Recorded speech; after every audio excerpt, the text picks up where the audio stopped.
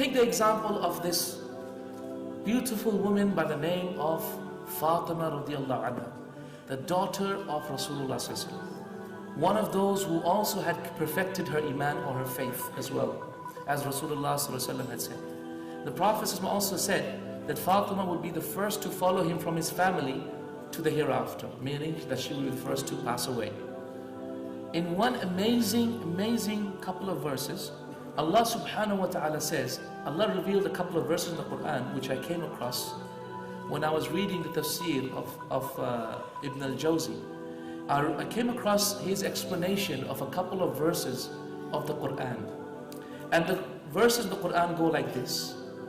Allah subhanahu wa ta'ala says, ويطعمون الطعام على حبه مسكينا ويتيما وأسيرا إنما نطعمكم لوجه الله لا نريد منكم جزاء ولا شكورا إنا نخاف من ربنا يوما عبوسا قمطريرا.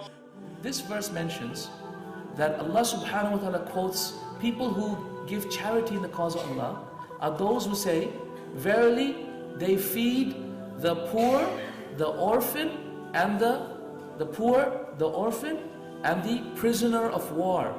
The poor, the orphan, and the prisoner of war. By the way, prisoner of war was actually a non-Muslim, isn't it? That's why they were prisoners of war. So Allah is actually saying that it's actually good to give charity to non-Muslims. So next time you actually ask yourself, can I give charity to non-Muslims? Can I feed them? Can I do that? Of course you can. Goodness to all of humanity is what Islam talks about. So يُطْعِمُونَ الطَّعَامِ, they feed out of the love of Allah. يُطْعِمُونَ الطَّعَامَ عَلَى حُبِّهِ مِسْكِينًا, a poor man, وَيَتِيمًا, an orphan, وَأَسِيرًا, and a POW, prisoner of war. And they say, إِنَّمَا نُطْعِمُكُمْ لِوَجْهِ اللَّهِ, verily we feed you for the face of Allah. لَا نُرِيدُ مِنْكُمْ جَزَاءً, we do not ask you for any reward in return, وَلَا شُكُرًا, nor even a word of thanks. إِنَّمَا نَخَافُ مِنْ رَبِّنَا يَوْمًا عَبُوسًا قَمْطَرِيرًا, verily we fear a day. We do this because we are afraid for ourselves on a day in which the hearts will turn inside out from fear on that day, which is the day of judgment. Right? And these verses, by the agreement of all the scholars of Islam, was revealed regarding Fatima radiallahu anha. They were revealed regarding who? Fatima radiallahu anha. Why? Because Ali radiallahu anhu, who was the son-in-law of Rasulullah, used to carry things on his head and ferry water and ferry things from people's house to other houses, and then get some wheat and barley as payment. He would take the wheat and barley at home. Fatima radiallahu anhu would then use that wheat and barley to actually cook bread with it. So one day Ali did some of that ferrying, came home after hard days of work in the 55 degrees Celsius heat of Medina, brought that barley back home. She made bread with it. She made 3 loaves of bread, one for her, one for him, and one for Hassan and Hussein. But before the food could be served to Ali and Hassan Hussein, a prisoner of war walked by.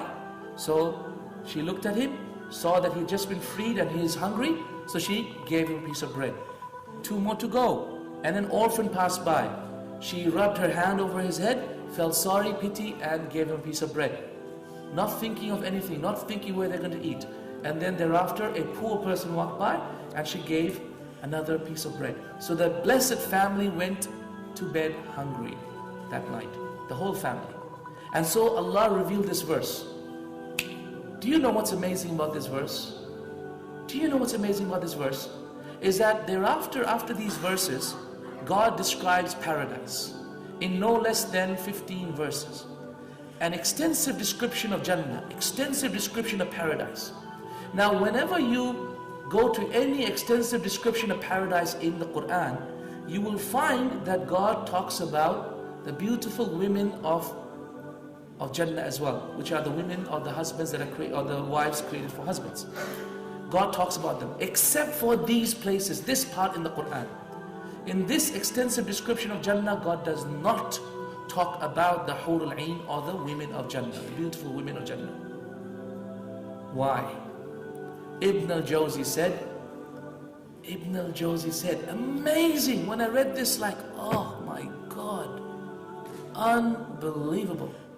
You want to hear it? You sure? Keep you in suspense.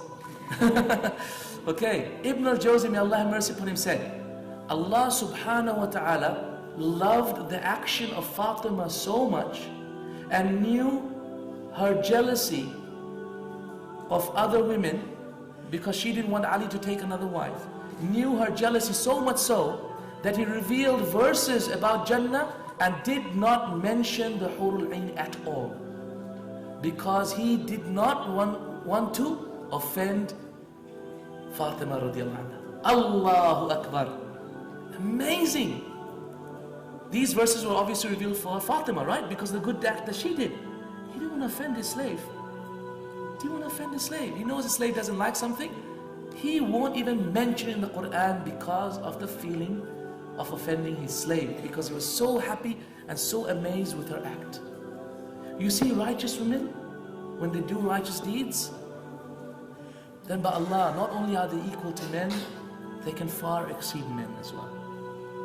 So much so that Allah above the seven heavens can reveal verses recited till the day of judgment in amazement of his slave, in amazement of the actions of a righteous woman by the name of Fatima radiallahu anha.